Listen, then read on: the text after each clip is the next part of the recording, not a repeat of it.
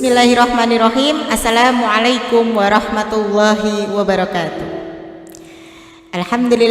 Alhamdulillahirabbil alamin wa bihi nasta'in ala umuri dunya waddin wassalatu wassalamu ala asrafil anbiya'i wal mursalin wa ala alihi wa sahbihi ajma'in. Amma ba'du.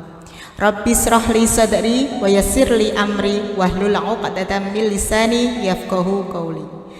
Sahabat kafah yang dirahmati Allah, alhamdulillahirabbil alamin. Semoga puji syukur kita senantiasa panjatkan kepada Allah Subhanahu wa taala yang telah memberikan kita kenikmatan, memberikan kita kesempatan sehingga sampai detik ini kita masih diberikan Allah kesempatan untuk senantiasa memperbaiki diri, untuk senantiasa meningkatkan kualitas ibadah kita, dan tentunya meningkatkan iman dan takwa kita kepada Allah Subhanahu wa taala. Salawat serta salam semoga senantiasa tercurahkan kepada Nabi Muhammad sallallahu alaihi wasallam beserta para sahabat dan juga keluarganya. Sahabat kafah yang dirahmati Allah, tentu kita semua mendambakan, kita semua menginginkan kehidupan yang bahagia. Lantas apa itu hakikat bahagia? Nah, Rasulullah Shallallahu Alaihi Wasallam dalam sebuah hadis yang diriwayatkan oleh Bukhari dan juga Muslim yang berbunyi, sesungguhnya yang kaya itu adalah tidak berdasarkan dari kaya materi, akan tetapi kaya itu adalah kaya hati.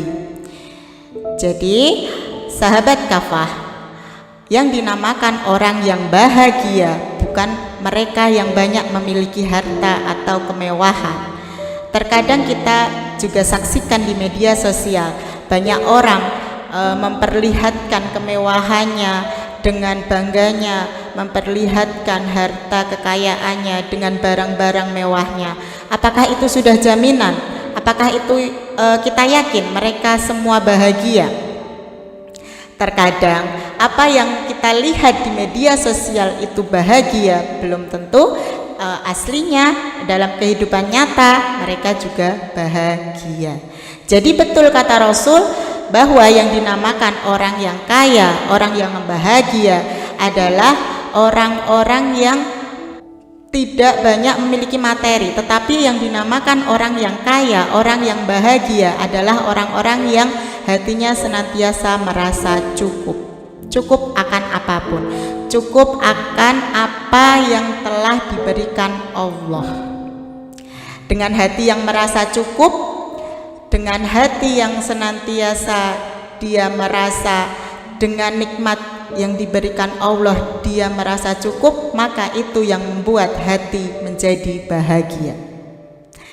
Nah, sahabat kafah yang dirahmati Allah, dari hati yang bahagia kemudian timbul rasa syukur. Diberikan harta sedikit bersyukur, diberikan Allah nikmat sehat bersyukur, diberikan ujian bersyukur, apalagi diberikan nikmat yang tak terkira, makin bersyukur. Nah, bukankah kita juga tahu di dalam surat Al-Baqarah ayat 155 Allah senantiasa akan memberikan kita ujian. Bunyi ayatnya adalah A'udzubillahi minasyaitonirrajim. Bismillahirrahmanirrahim. Walanabluwannakum bisyai'im minal khaufi wal ju'i wa naqsim minal amwali wal anfusi wath thamarat wa basyiris shabirin. Yang artinya, dan kami akan mengujimu dengan sedikit ketakutan, dengan sedikit kelaparan, kekurangan harta, jiwa dan buah-buahan, dan sampaikanlah kabar gembira kepada orang-orang yang sabar. Jadi sahabat kafah yang dirahmati Allah, apabila kita diuji oleh Allah, maka kita harus senantiasa tetap bersyukur. Memang susah ya, kalau kita diuji kita senantiasa bersyukur itu susah sekali. Tapi kalau misalkan kita diuji, jangan terus sedih. Sedih boleh asal tidak berlebihan. Sedih sampai terpuruk, mengurung diri di kamar, tidak makan, itu yang tidak boleh. Sedih boleh. Kenapa kita tidak boleh dengan senang berlebih-lebihan, sedih berlebih-lebihan? Karena sejatinya ketika kita diberikan oleh Allah bahagia, besok kita pasti akan sedih. Begitu pula ketika kita sedih, besok pasti akan merasakan bahagia. Karena itulah yang namanya kehidupan. Maka dalam keadaan apapun kita diuji oleh Allah dengan kesenangan, dengan kesedihan, kita harus siap.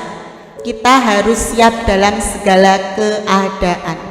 Dan tenang saja, insya Allah kita akan baik-baik saja selama kita senantiasa bersama Allah Subhanahu wa Ta'ala.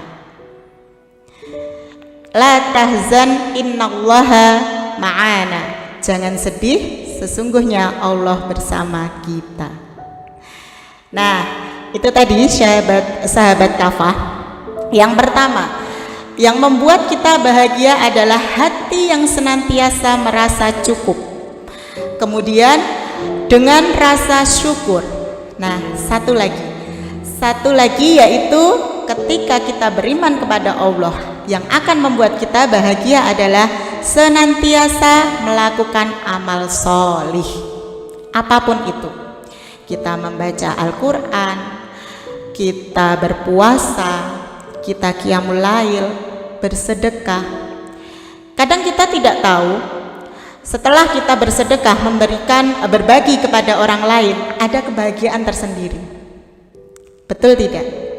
Kemudian setelah kita berhasil atau selesai qiyamul lail, akan ada rasa kebahagiaan sendiri. Meskipun setelah qiyamul lail itu kita berdoa sampai menangis, sampai keluar air mata kita, tapi setelah itu kita akan merasakan bahagia yang kadang kita tidak tahu datang kebahagiaan itu dari mana. Nah, jadi itu tadi insya Allah bisa diterapkan di dalam kehidupan kita. Satu, hati yang senantiasa merasa cukup, kemudian bersyukur, dan juga senantiasa melakukan amal solih. Itu rahasia hidup yang bahagia. Sahabat kafah, semoga kita semua dapat mempraktikkan 3 resep bahagia ini dalam kehidupan sehari-hari. Dan semoga Allah senantiasa menuntun kita agar kita senantiasa menjadi hambanya yang bersyukur, hambanya yang bahagia dunia dan akhirat. Mungkin itu yang dapat saya sampaikan. Banyak kekurangan, kekhilafan, saya mohon maaf. Kekurangan datang dari diri saya, kebenaran datang dari Allah Subhanahu wa Ta'ala. Astaghfirullahaladzim. Wassalamualaikum warahmatullahi wabarakatuh.